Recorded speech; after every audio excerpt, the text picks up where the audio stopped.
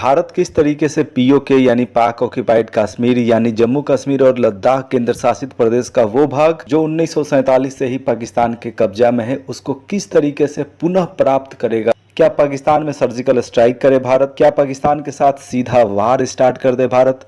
क्या सिंधु जल समझौता को रद्द कर दे भारत? पाकिस्तान में जाने वाली नदियों का पानी रोक दे भारत? डिप्लोमेसी का सहारा लेते हुए पाकिस्तान में लोकतांत्रिक सरकार को मजबूत करे और पाकिस्तानी सेना को कमजोर करे भारत? या कुछ ऐसा करे जो पूर्वी जर्मनी और पश्चिमी जर्मनी में हुआ था? आखिर क्या स्ट्रेटजी होना चाहिए भारत का कि पीओके फिर से भारत का हिस्सा बन जाए? पीओके हासिल करने के बहुत सारे स्ट्रेटजी हो सकते हैं। सबसे पहले बात करते हैं डायरेक्ट वार यानी सीधा कार्रवाई, सीधा सैन्य हमला। एक आम भारतीय नागरिक से अगर सवाल पूछा जाए कि भारत किस तरीके से पीओके हासिल कर सकता है तो एक आम भारतीय नागरिक का यही जवाब होगा कि भारत को सीधा सैन्य हमला करना चाहिए पाकिस्तान पर। भारत पाकिस्तान के बीच हुए युद्धों का अगर इतिहास देखा जाए तो भारत को 100% सफलता मिला है। यानी भारत पाकिस्तान के बीच अगर युद्ध होता है तो भारत का पलड़ा नो डाउट बहुत ज्यादा झुका हुआ है। लेकिन सबसे बड़ा बात यह है कि अगर भारत पाकिस्तान के खिलाफ आक्रमण शुरू करता है तो हो सकता है कि चाइना भी पाकिस्तान की तरफ से आ जाए।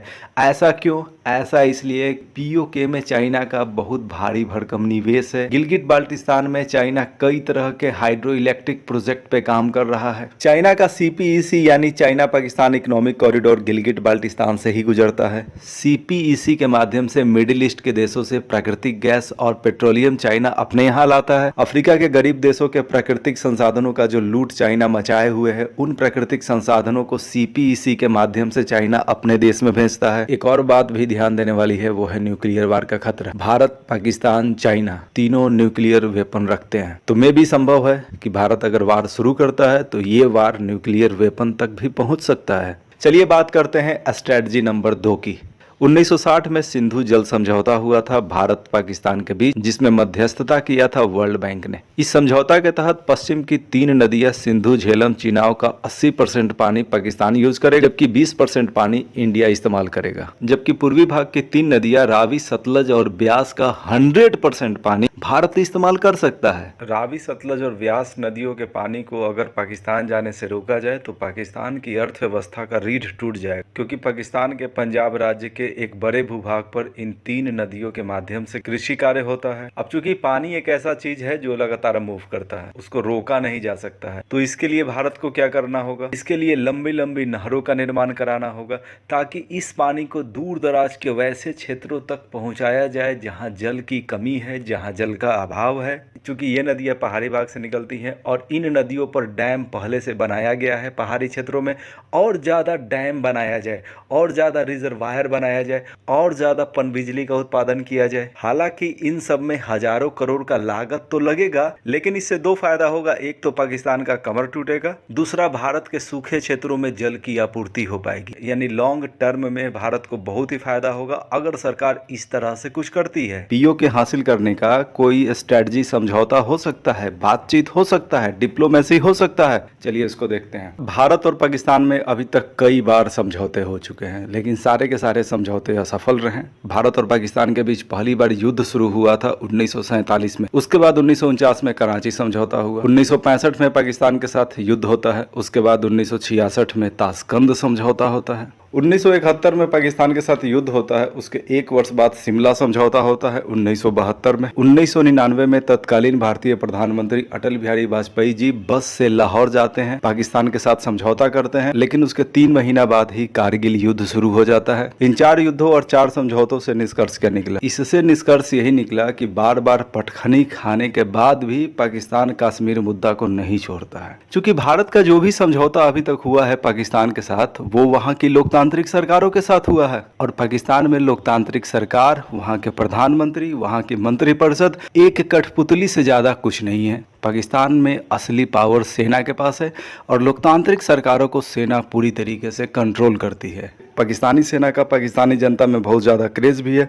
उसका सबसे बड़ा कारण क्या है? उसका सबसे बड़ा कारण है कश्मीर मुद्दा का जीवित रहना। यानी पाकिस्तानी सेना बिल्कुल ही नहीं चाहता है कि कश्मीर मुद्दे का समाधान हो, क्योंकि जैसे ही कश्मीर मुद्दे का समाधान हो जाएगा पाकिस्तान में सेना का वैल्यू घट जाएगा। तो क्या ऐसा संभव है कि भारत इंटरनेशनल कम्युनिटी की सहायता से पाकिस्तान में लोकतांत्रिक सरकारों को मजबूत करे और पाकिस्तान में सेना के प्रभाव को कम करे? बिल्कुल ऐसा हो सकता है। अगर ऐसा होता है तो इसका लाभ भारत को जरूर ही मिलेगा। नेक्स्ट स्ट्रेटजी है डेवलपमेंट यानी विकास। जम्मू कश्मीर में विकास ने एक नया रफ्तार पकड़ा है। 2019 में जब से धारा 370 को हटाया गया है उसके बाद से तेजी से इन्वेस्टमेंट आ रहा है। जम्मू कश्मीर में अलग अलग क्षेत्रों में विकास का कार्य हो रहा है। हाल ही फिलहाल G20 का पर्यटन स्तरीय मीटिंग वहां पे हुआ है। भारत को जम्मू कश्मीर का विकास और भी ज़्यादा तेजी से और भी बड़े स्तर पे करना होगा।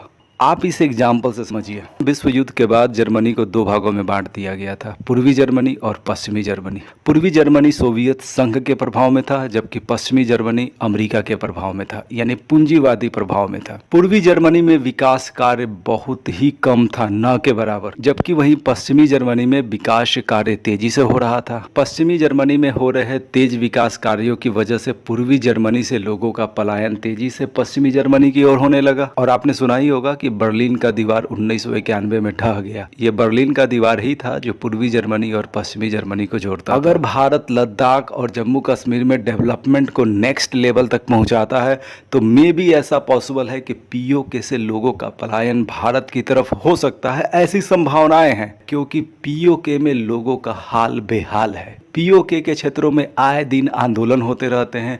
पाकिस्तानी सरकार के द्वारा एक्सट्रीम लेवल का शोषण वहाँ किया जाता है। पाकिस्तान आतंकवाद का गढ़ है। पाकिस्तान में बहुत सारे आतंकवादी शिविर हैं। आतंकवादी तैयार किया जाता है पाकिस्तान में वहाँ की सेना के द्वारा।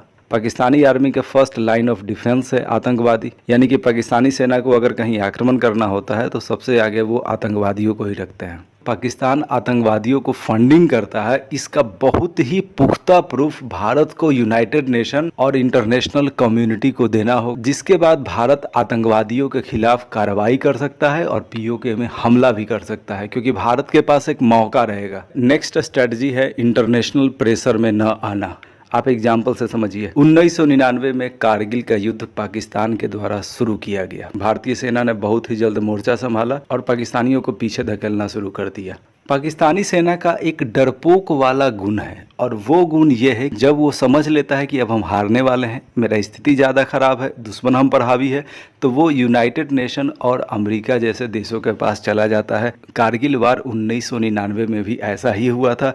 जब भारत उस पर हावी होने लगा, जब भारतीय सेना पाकिस्तानी सेना को पीछे खदेड़ने लगी, तो पाकिस्तान तुरंत ही अमेरिका के पास चला जाता है। उसके बाद तत्कालीन अमेरिकी राष्ट्रपति बिल क्लिंटन के दबाव की वजह से भारत ने पाकिस्तान को माफ कर दिया। कारगिल युद्ध इस तरीके से समाप्त हुआ। चलिए देखते हैं next strategy. Next strategy, Balochistan Pakistan का सबसे बड़ा राज्य है। पाकिस्तान में सबसे ज्यादा प्राकृतिक संसाधन बलूचिस्तान में ही है। पाकिस्तान में मानवाधिकारों का अगर सबसे ज्यादा कहीं शोषण होता है तो वो बलूचिस्तान में ही होता है। बलूचिस्तान में पाकिस्तान विरोधी आंदोलन अक्सर चलते रहते हैं। 2016 में हमारे भारतीय प्रधानमंत्री नरेंद्र मोदी जी ने भी एक बार बलूचिस्तान में चल रहे आंदोलनों को सपोर्ट किया था। उसके बाद बलूचिस्तान के नेताओं ने प्रधानमंत्री मोदी जी को धन्यवाद भी दिया।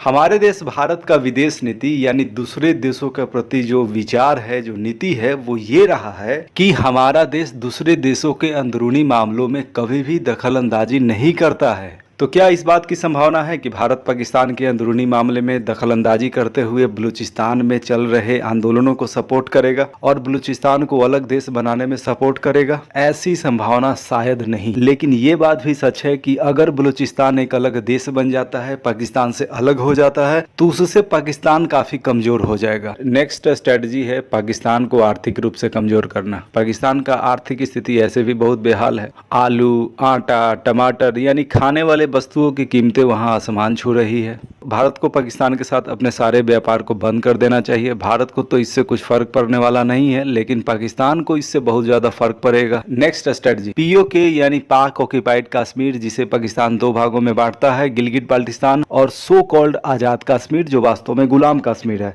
वहां पर लोगों का एक्सट्रीम लेवल का शोषण हो रहा है। लोगों के मानवाधिकार का हनन होता है। नॉन जुडिशियल किलिंग काफी ज्यादा होता है। लोकल लोगों की जमीनों को हड़पा जा रहा है। POK में आम लोगों को ये डर भी लगता है कि उनके इस क्षेत्र को कहीं पाकिस्तान चीन को न दे दे।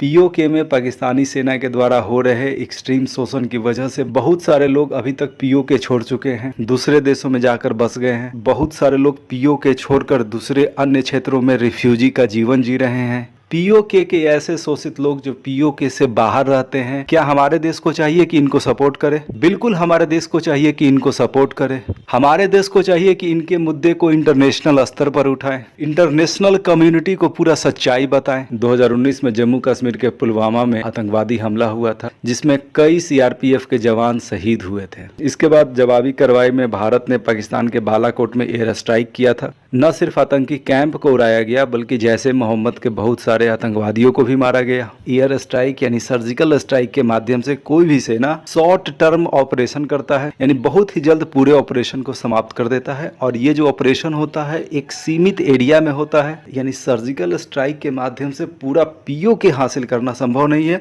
हाँ, अगर इन फ्यूचर पाकिस्तान के साथ युद्ध वगैरह होता है तो वहां पर सपोर्टिव भूमिका सर्जिकल स्ट्राइक का हो सकता है। दोस्तों, आपको क्या लगता है, क्या कोई एक स्ट्रेटजी काफी है या कई सारे स्ट्रेटजीज को एक साथ अप्लाई करना होगा? दोस्तों, आप कमेंट सेक्शन में अपना विचार जरूर ही प्रस्तुत करें। जय हिंद।